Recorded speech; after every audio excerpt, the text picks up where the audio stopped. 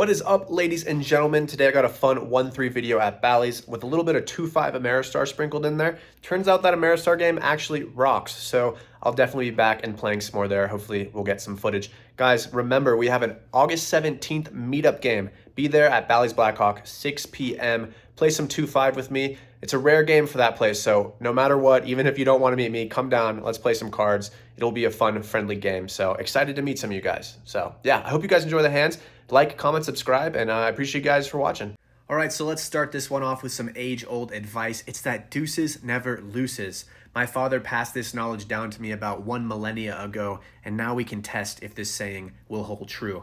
I look down at deuces in late position after one man limps in blind. This guy's been playing a couple hands blind, and he's pretty insane, so I definitely want to get into a hand with him. Folds to me, I'm on the button, I make it $12 to go, and the small blind decides he wants to make the call as well. So we got an interesting hand brewing. We see a favorable flop of ace, 8, deuce with 2 diamonds. So I guess you could say that saying is correct so far because we flop a set, a disguised bottom set at that. So a lot of value to be had here. It checks to me, and I want to make it look like I'm just c-betting with air, so I bet $15 here. The small blind calls, and the big blind has other ideas. He raises it up to $45. I take a moment, think things over, Hollywood a little bit. I make the call. Small blind decides that's too much. He folds. So with about $145 in the middle, the turn comes a queen of diamonds. So unfortunately, the diamond draw gets there right away. So he definitely could have the better hand now. And to make matters worse, he fires out for $100. I tank for a while. He could be doing this with random 2 pairs, with a random pair, with a naked ace high, with a naked ace of diamonds. I think he's crazy enough to do this with a lot of hands, so I can't give him credit for having the best ones here. I think calling here might put me in a tough spot if the river is a diamond. I'm never folding a set against this guy, so fuck it. I put him in. I jam for about 135 more. He's not super happy about it, but he doesn't take too long before making the call. The river is an ace of spades, so I boat up. I show my deuces, and he quickly shows ace 6, thinking that he won the hand. I had to then explain to him that he was drawing dead pre-flop because the age-old saying, deuces never loses. So tough start for him, great start for me. And then look at this, the exact next deal. I won't even cut. The next deal, I get deuces again. This wasn't an interesting hand, and I'm not going to say if I loses or not, but I probably didn't because of the saying. Okay, so we started off hot, and somehow things get even hotter when we look down at 2 beautiful ladies looking at me some type of way. A guy who just straddled for $100 in the previous hand and got walked raises things up to $12. So this guy is actually losing his mind. I love to see that at the poker table. The middle position player calls the raise. I have the ladies, and that's just not going to be enough for me. So when it comes to me, I raise it up to $50. And surprisingly, the button just cold calls. This is the same guy from the previous hand. Also kind of a crazy player. Comes back around to the original raiser, and he just rips his entire apparatus in there for about $200 or so. Other dude folds back on me, and I'm kind of in a spot here. There's a dude on my left. The other crazy guy is behind me. He has about $500, so I have him covered. Still quite a lot. I don't want to just call and make him feel like he's priced in and then go 3 ways to a flop. I'm not really a fan of that option. I'm also not super worried about him jamming, though, if I did do that, because he's very capped, only just cold calling my 3-bet. He's probably has some king jack, some king queen, that kind of hands, maybe pocket 5s, 6s, something like that. But I'm definitely not going to fold queens pre-flop here. I don't think I'm capable of doing anything like that. Plus, I kind of want to isolate the guy who jammed, like I mentioned. So I decided to shove my entire apparatus in there as well for about $525 effective, and the flatter gets out of the way. He folds. So it's just me and the all-in guy. He shows 10-10. I confidently show my queens, so we have about an 80% chance to win this one. I'll let you guys watch the run out. 2 queens and 2 tens. Yeah. 2 queens and 2 tens. That's it. Oh man, don't you throw a 5 out there. Don't you do it. Oh my There god. it is. Oh, sick. God, That's so sick. Rivered. Gross. That's Oh, sick. how much? So this guy just absolutely spikes the river on me, and it's the river too. That just hurts so bad because, you know, you already feel like it's locked in, and then bam, taken away from you.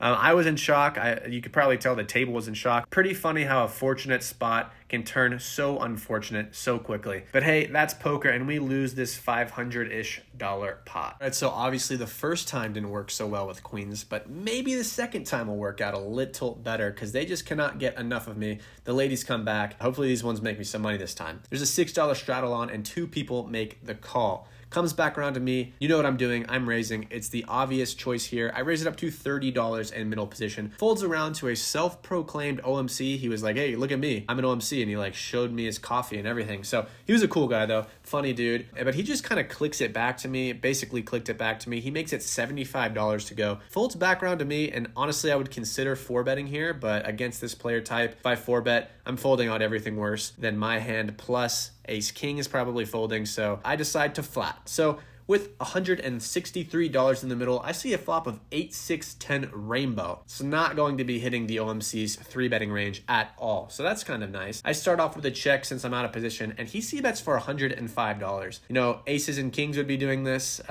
Pretty scary spot for me because I'm probably going to get stacked. Thinking that I'm probably going to get stacked, I was like, maybe, just maybe, if I jam, he could fold aces or king because maybe that's how tight he is. But yeah, I only have about 275-ish left. So I just throw all caution in the wind. And I think, fuck it. If he has me, he has me. Aces or kings are a good hand. He deserves it. I put him all in, and he is just instantly disgusted. He tanks for quite a while. He even says this. Aces, kings, what you got, buddy?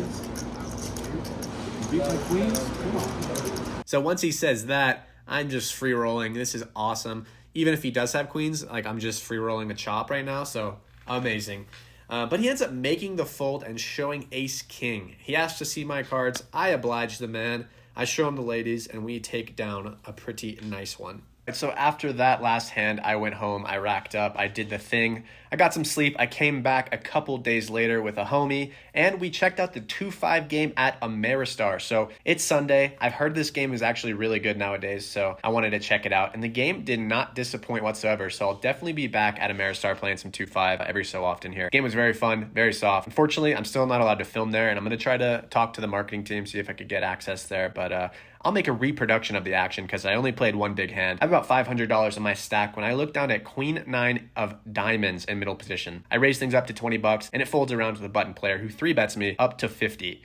This player hasn't been 3-betting super often, so it's safe to say he probably has a better hand than me. Queen 9 isn't always the best hand you can possibly start with. That being said, Queen 9 is fun and it's very playable post-flop, so we're going to make the call, hoping to crack a big one. About $100 in the middle, the flop comes Jack of clubs, 10 of diamonds, 6 of diamonds. So we pretty much flop the entire universe here. We're open-ended, we have a straight draw, and we have a flush draw. So that's pretty awesome. A ton of equity against any hand here. We check it over to the 3-better, checking inflow. I'm just praying for him to make a bet here so I can check raise, basically. I check, and the villain obliges. He bets out for $45, comes back around to me, and I raise it up to $125. Quickly after that, he just thinks he has the best hand, and so maybe he does. He jams. If he had a set at minimum, I have 40% equity with this hand. If he had a overpair like aces, kings, queens, I have 55% equity or something like that. I'm in very amazing shape. I think about it for a few seconds, make sure I'm not losing my mind, and I in fact do have an easy call here. I determine that I am sane. I do have an easy call. I call. Pot is just over $1,000, and the turn is the ace of diamonds, so absolutely no sweat.